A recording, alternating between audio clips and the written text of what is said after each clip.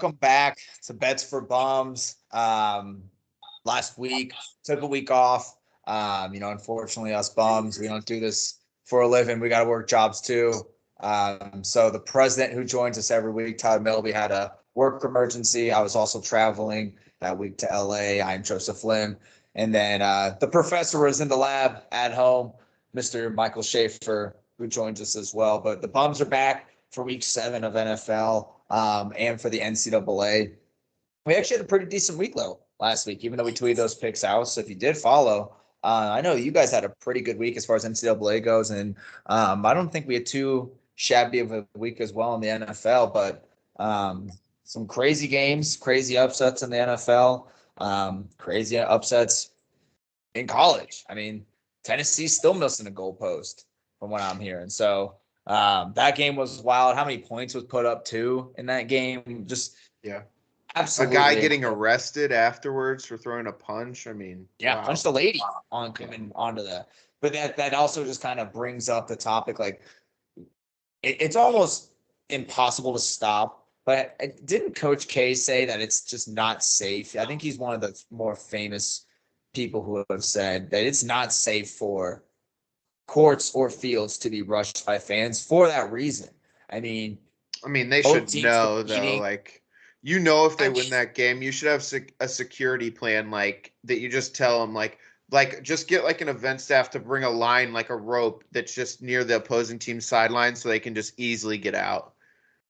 And maybe try to avoid some of that. That's tough to do, though. You also got kids that are rushing, that are getting there as quick as possible. Guys still on the field, maybe even saying good game to the other team.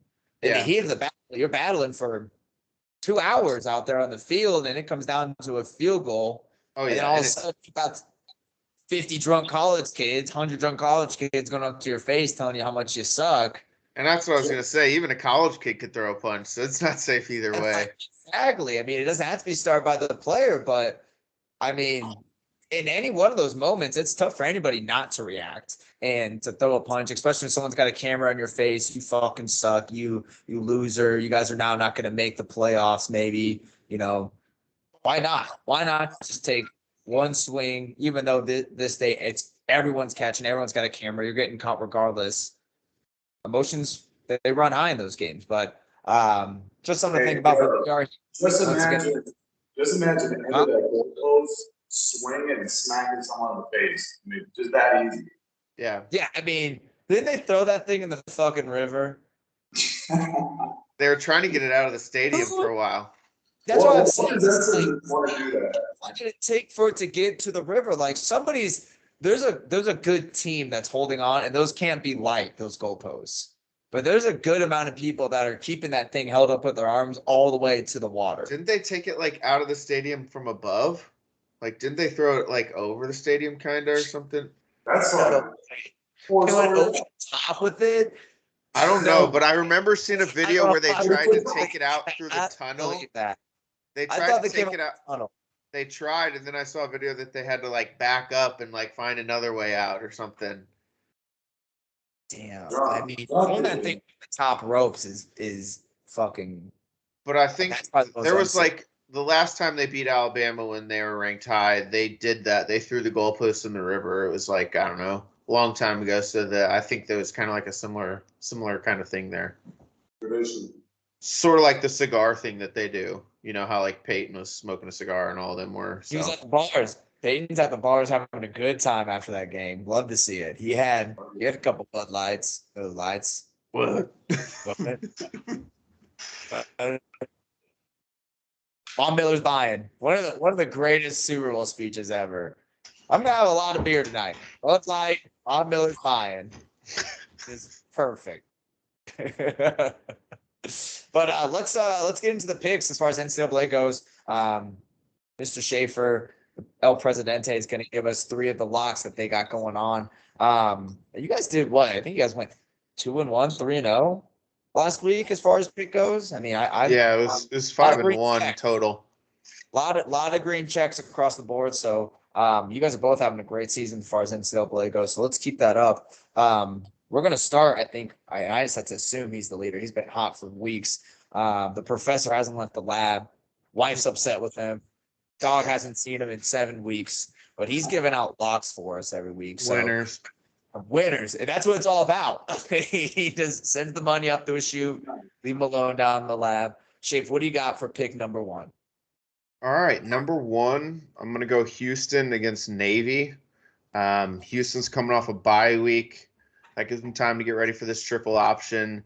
I'm going to buy the hook and take it down to 3 just in case it's a close game, but I really don't think it's going to be a close game. Navy is not that good. Houston was supposed to be a great team at the start of the year. Some of their losses don't look as bad as they are now. But I just think they're a much better team than Navy. I don't think Navy's that good, to be honest. So 3, it's on the road, probably why it's a low number. But like I said, better team. Give me Houston -3. Take the hook, be safe. So it's at 3.5. It's actually at 3 right now. Do you want to take the hook and make it 2.5? Oh, if it went down, yeah, sure. It's at 3 right now. DraftKings official at 3 right now. Yeah, I'll switch that then, definitely. Take the hook down. It's a good team that didn't look great against them. Like you said, had a couple rough losses, but they got Navy this week. El Presidente, anything you want to say about that pick, or you just want to go into a number 1 for you? Houston has cost me a lot of money this year. I feel like this is another week they're going to cost me. Navy's just like an enigma of a team this year. I don't know what to do with them, honestly. I love Houston, so I'm going to be betting, but I don't feel great about it. What do you got for number 1, Melby? Going to my first pick is my second lock of the year. My first lock was Wake Forest.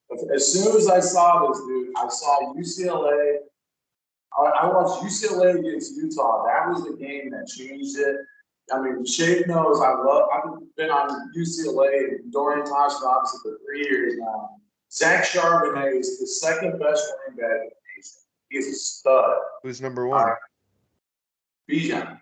Oh, yeah. I just wanted to see if you'd say it. Yeah. But UCLA's for real. Better quarterback, better head coach. Chip Kelly come back to Oregon. He'll be juiced up. I love the over, but my pick's +6. Lock it in. Love it. I'll be putting like 800 on it. That is his official lock. Second mortal lock of the year coming from Melby. I think you're 1-1 on those. How's that Northern Illinois lock looking for the conference? Terrible. They looked great last week. Freaking quarterback back, but they played them like 40% of the snaps. I don't get it. Rocky's back, but they're like sitting. Maybe we're 1-1 on locks after that. You know, who knows? They could turn it around. They could. Hey, we still got half the season. Let's go. That Ball State game was a turning point. Come on. Well, that is so for a single game lock, we're going UCLA +6 against that Oregon team. It's actually +100, so you're getting juice on that pick. So that's a nice juicy lock from the president. If that hits, then all hands, on deck for the next lock. I mean, you throw the mortgage on it when the president comes calling. So, Shafe, what do you got for number 2 though for us? Yeah, Melby was mentioning MAC football. That's where I'm going to go on this one. Ball State -2.5. Nah, game. You've been scouting, huh? Been scouting them. I watched Northern against Ball State. Northern had that in the bag. I believe at one point they were up 21 on Ball State. Ball State came back, won the game in overtime, and then next week, the previous week, Ball State played UConn. They were down, I think, 10 at half. And they ended up winning that game too and come back. So they got Eastern Michigan, who I watched play UMass. UMass's QB could only run the football. That's all they were doing. They couldn't stop them. UMass is a terrible football team. This was a close game. Eastern Michigan did beat Arizona State. So, I mean, they are capable of some good football. But I just think Ball State, they're going to run it all over them. Steele's a monster. That offense looks pretty good. They've been able to put up points when needed in the second half. Give me Ball State -2.5. I don't even think this game's going to be close. Is this homecoming game, do you know?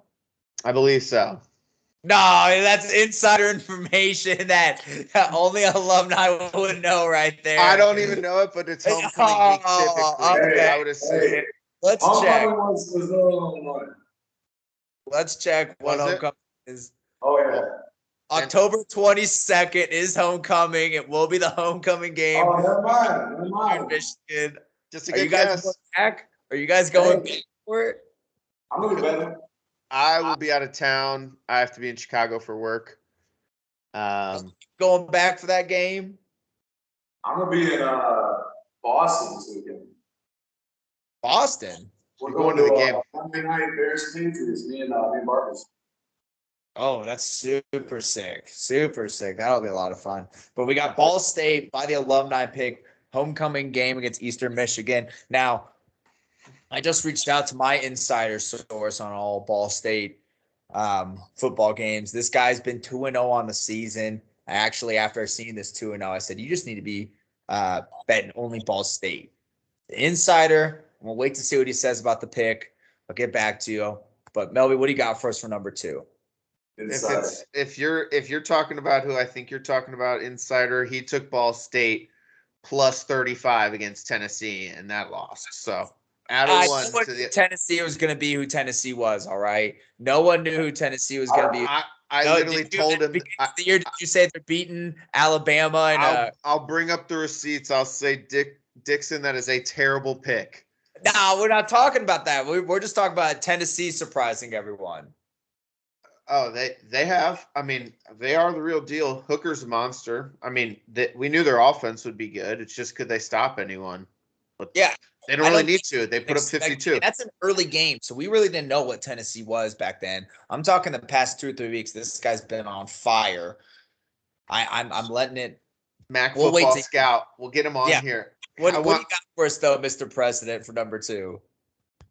All right, number 2, I'm going with Syracuse plus 14. So it's plus 13.5. I'm going to get it to 14. For some reason, it has not moved north of 13.5.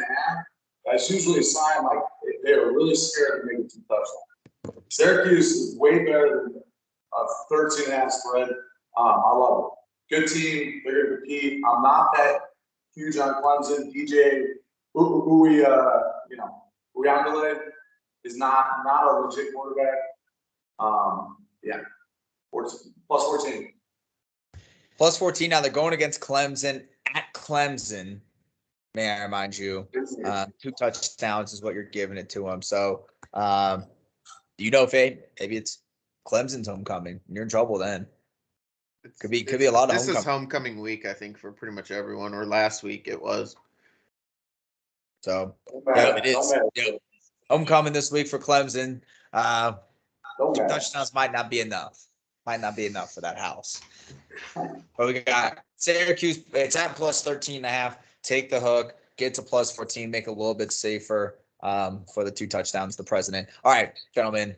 The third and final. What do we got? All right, third and final. I'm going to go with TCU against Kansas State. I'm going to take TCU minus 3. I think that's buying the hook. I think it jumped to 3.5 earlier. Miss Jim, they've been on a roll lately. They had a good one last week in overtime. I just think Kansas State's getting a little overvalued here off that Oklahoma win. That was a close one that they barely won in the end. How about Oklahoma? Yeah, kind of been the disappointment of the year, I'd have to say. But sorry, B-Kid, if you're going to listen to that. But they've lost me some serious coin. I thought they were going to be much better than they were. They kind of fooled us. But back to this TCU-Kansas State game, I just think we didn't really know what Oklahoma was when Kansas State had that upset, so to speak. So TCU, pretty big football team. Pat McAfee, I listened to him the other day. He said it looked like an SEC team with how big TCU was. Their weapons look good.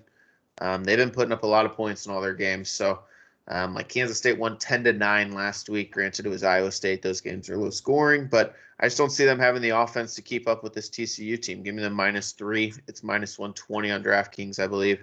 TCU minus 3. Yeah, it is minus 3.5. Take that hook, make it minus 3. TCU at home against Kansas State this weekend. Melby, third and final. What do you got for us for your NCAA pick? So one team that's really been surprising for me this year is Texas Tech. They beat a really good Texas team. They beat Houston. They cost them a ton of money on the 4th and 24. I don't know how that happened, but love Texas Tech minus 6. That's my third pick. Really good team, really dynamic quarterback, great coach, really strong team.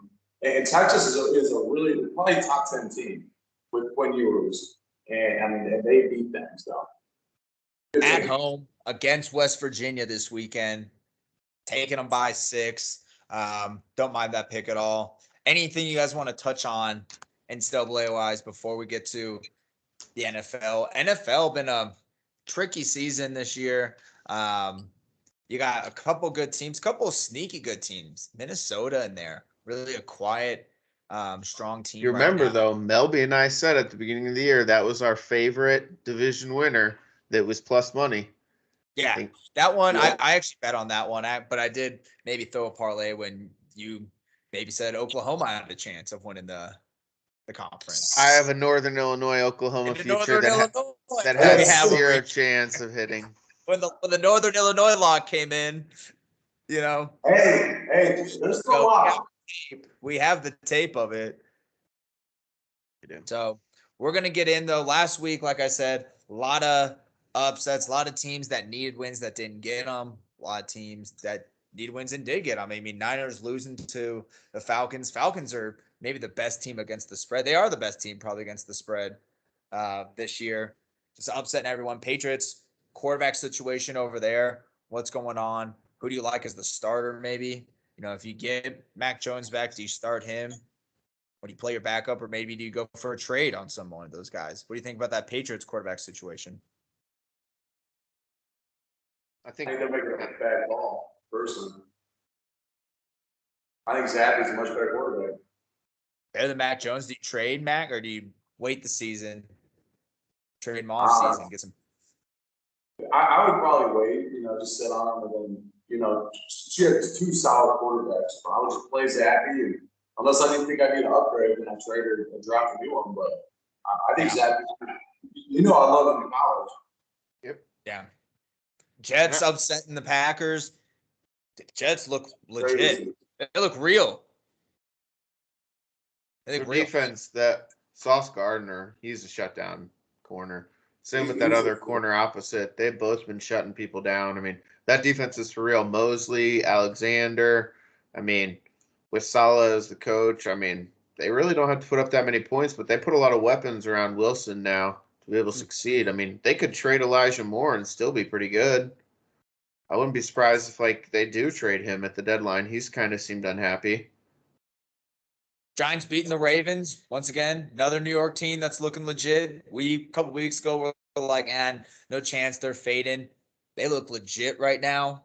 Saquon Barkley's a monster. We'll see. Might be picking against them. Steelers upset the Bucs. And then the guy that made 2 third and long conversions probably won't even start this week. They kind of sealed that win. Trubisky, he'll be benched. Probably. He converted 2 third and longs. He's going to play better. Eagles, though, are legit this year. You got to be happy about that, Chafe. Feel good. I think they're probably the one contender of the NFC over anybody. And then another crazy game for the Chargers-Broncos game. Not a lot of entertainment. Broncos really can't get stuff going over there. Almost seems like Russ doesn't have a handle on the team. And I heard whispers of a possible mutiny happening in the locker room soon. But how does that, work out with his contract that they just signed him to? I mean, can't really trade that guy. But we'll get into the picks. Mr. President, what do you got for number 1? Number 1 is my strongest lock of the week. I love two plays this week are my strongest, but Packers -4.5 against Washington. I mean, just coming off of that loss to Jets, loss to Patriots, something's got to give. It's just an Aaron Rodgers. I'm going to take this over and cover 4.5. Yeah, I follow that too. That's also one of my. Shade even said before we were talking that Carson Wentz might not even play this game. A lot of craziness happening with Ron Rivera as well. The entire organization. I mean, even the owner. So top to bottom.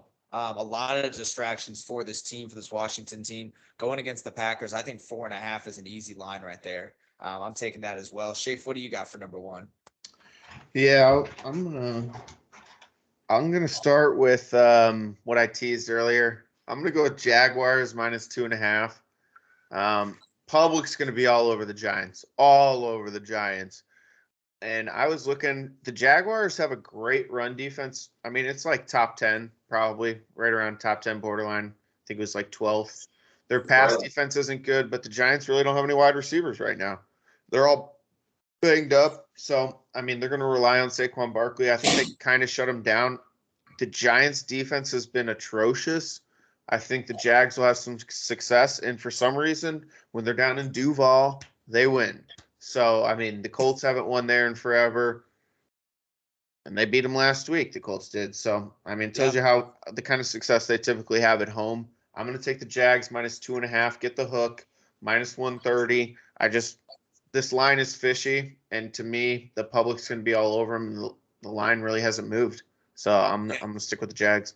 And that division's still wide open for anybody to take it. Literally, that's just anybody's game right now. So, Jags 2.5. It is 3, like Shay said, at the Jaguars. Take the hook going against those strong Giants. If the Giants win this week, Shay, do you ever bet against them again? I'm going to keep doing it until it hits.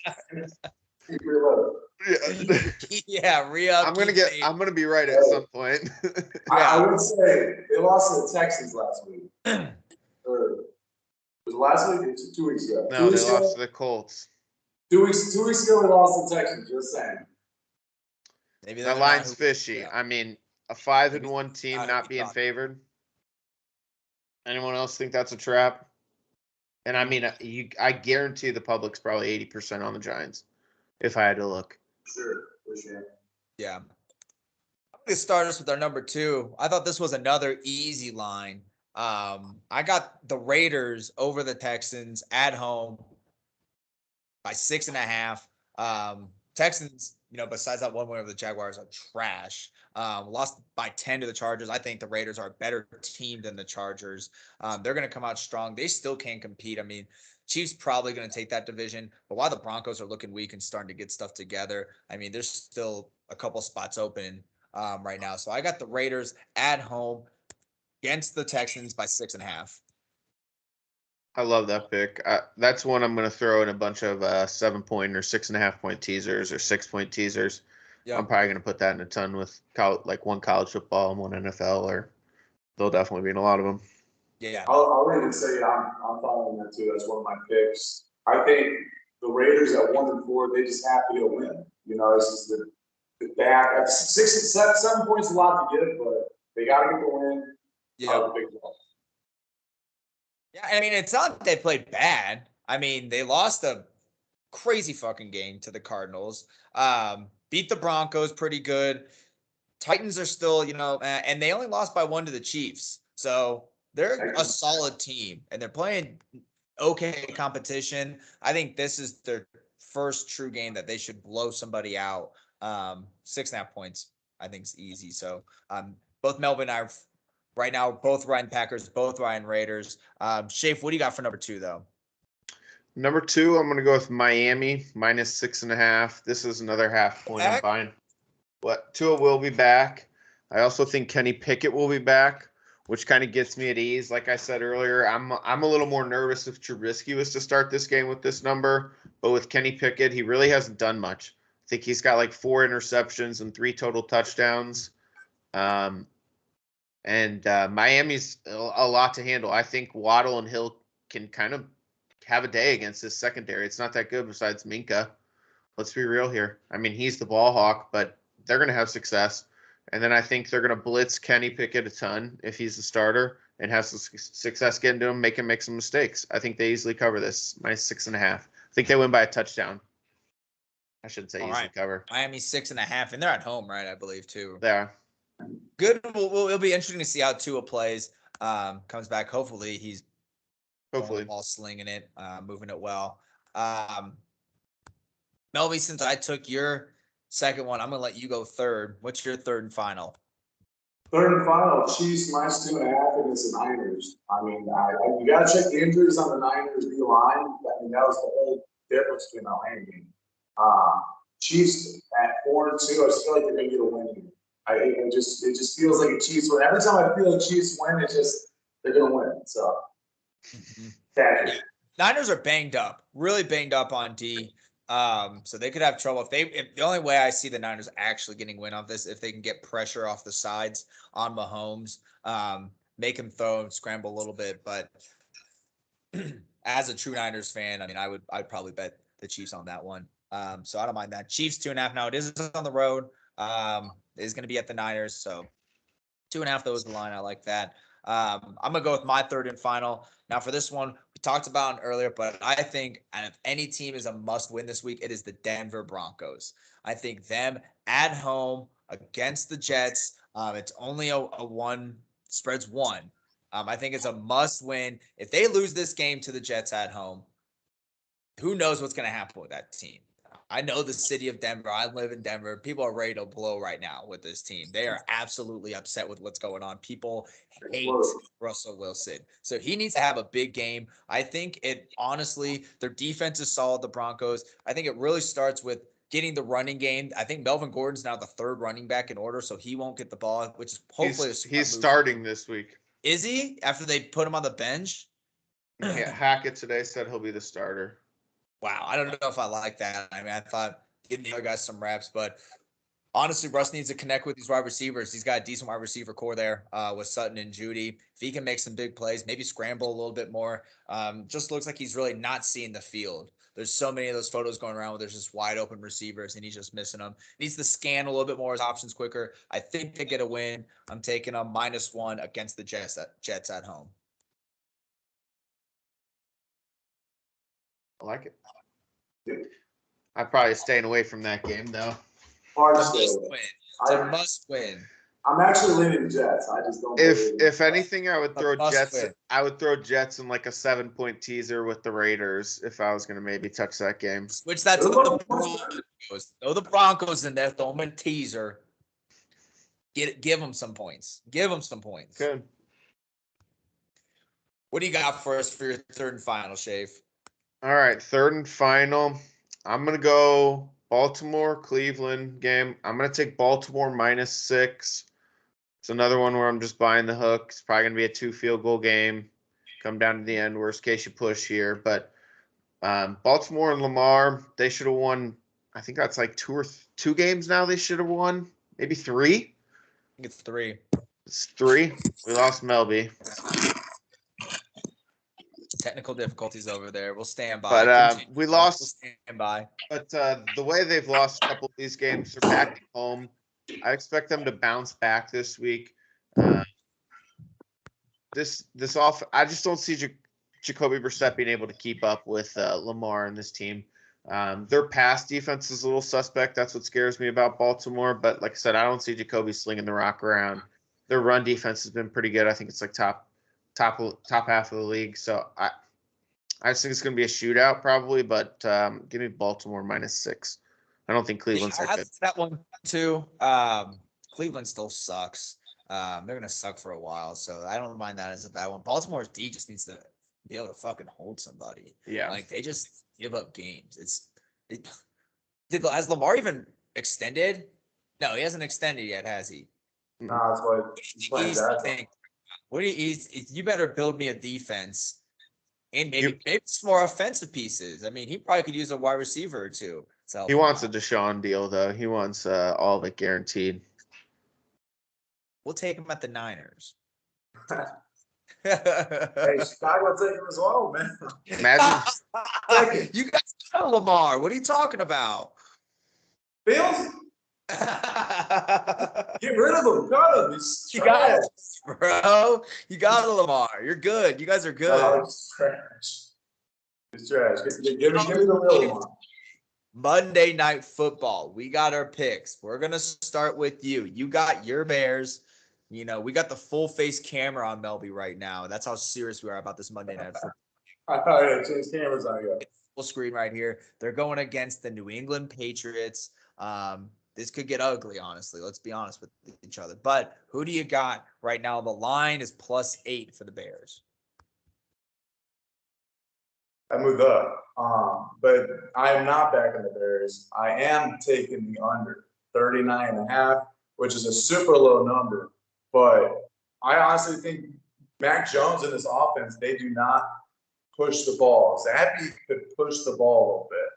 The Bears defense is legit. It's looking like rain. I mean, you know what happened to the Niners game? That just turned into a mud bowl. Like, rain's coming in Foxborough, two good defenses, prime time, under is my pick. And I will be there in Foxborough cheering on that under, baby. Yes, sir. Oh, I love that. I'll give you a live boots on the ground. Yeah, we got boots on the ground. We want live video. We'll tune in. Yep. Shafe, what do you got for your Monday Night Football pick? Like you said, rain's coming. One thing the New England defense is susceptible to is the run game. There's been a couple games where they've given up some big running days. So I'm going to go Chicago +8 here. I think it's going to be a lot of running the football, low scoring game, like Melby said. Time's just going to run off the clock. Both these teams love to run the football. So give me Chicago +8. I think they keep this within that touchdown range. I don't think they win the game. I think this could be, like a 21-14 game. They lose, but they cover.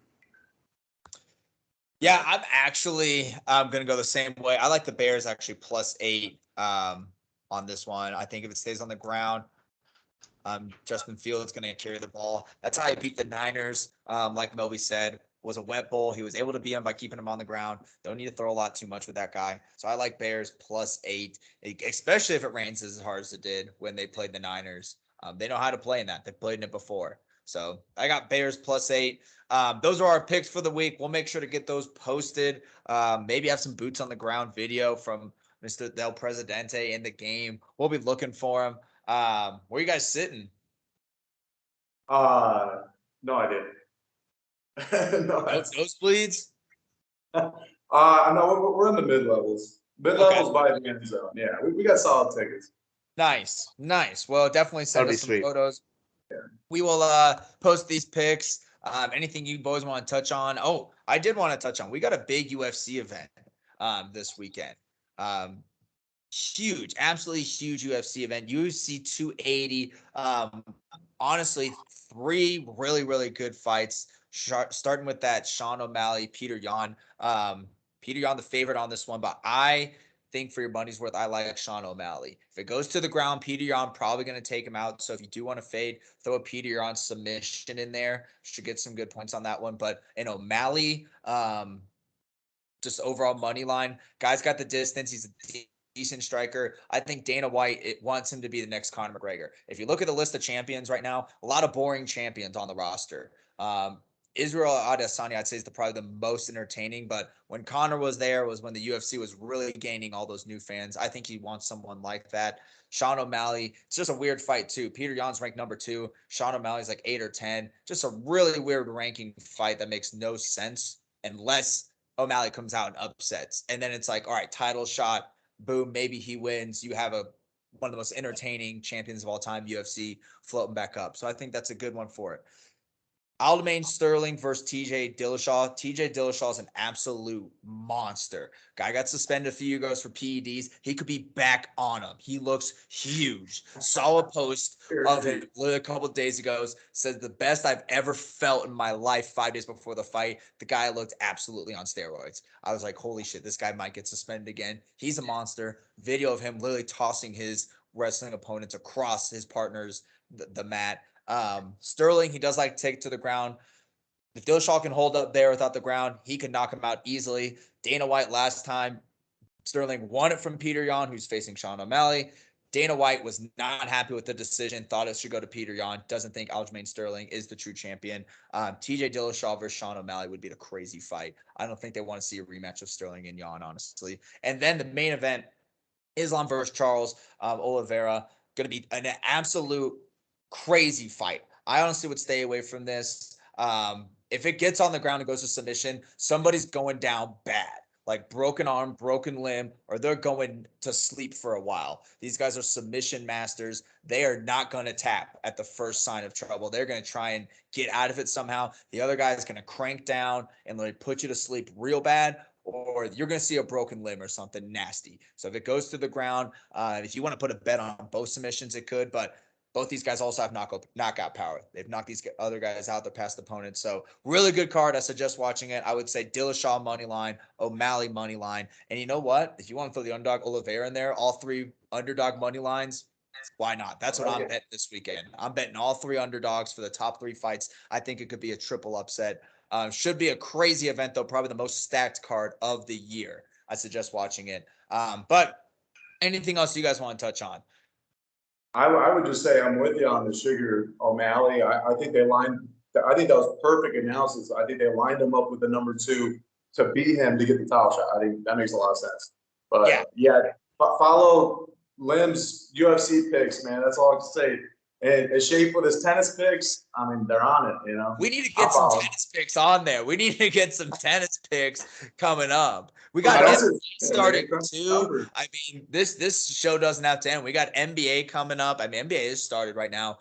Warriors looking real fucking good. Equinox Day. Equinox Day. Happy Equinox. We got all 4 major sports happening. It's honestly like it's Christmas for sports today, tomorrow, the next couple of days. It's absolutely awesome. But yeah, Warriors looking deep. Pacers not looking great. Who knows? Miles Turner twists his ankle in pregame. Hey, I do think we need to get into our pre, like we did last year, the beginning of the year, who we think is going to be in the finals. Finals, maybe we do an updated Super Bowl pick. I don't think we've done that. Maybe next show we go a little bit deeper, see who we got now. Yeah. It's been a couple weeks. I think Eagles, Bills. God damn, would that be exciting? Look at that would be insane. There would be so many fights in the stands. It would be insane. I mean, yeah, you got crazy fans and fucking 2 crazy teams. I'm okay with it. Niners ain't making I think the Super Bowl's in Arizona this year too, and the Waste Management Golf event is the week of the Super Bowl. And that's in Arizona. That would be the most insane golf event and Super Bowl if it was the Eagles Bills, because those people all would be at the golf event too, just getting wasted. Rowdy. It'd be a rowdy weekend. Maybe the bums go boots on the ground and we don't even go to the game, but we're just out there. We go to the Waste Management. We go to the Waste Management event, and then we just go to a bar and watch. I'm down. I'm down. Live show. Live show, bro. Live show. Small bar. Sponsored. That'd be fun. Chuck's Wings. All right, but once again, Joseph Lim, the president, Tyler Melby, Michael Schaefer, the professor. We are the Bets for Bums. We'll post these picks. Also tune into, didn't give a shout out earlier, Love the Action Facebook group is what the president is of. A lot of good picks in there. Constantly, post after post, people picking. There's a lot of guys who are like almost professionals in there too. Taking videos. There's that one guy who's always at the casino betting. I love it. That guy's a pro. So a lot of bets going on there. Check out that on Facebook. Love the Action. But for us 3, we are the Bets for Bums.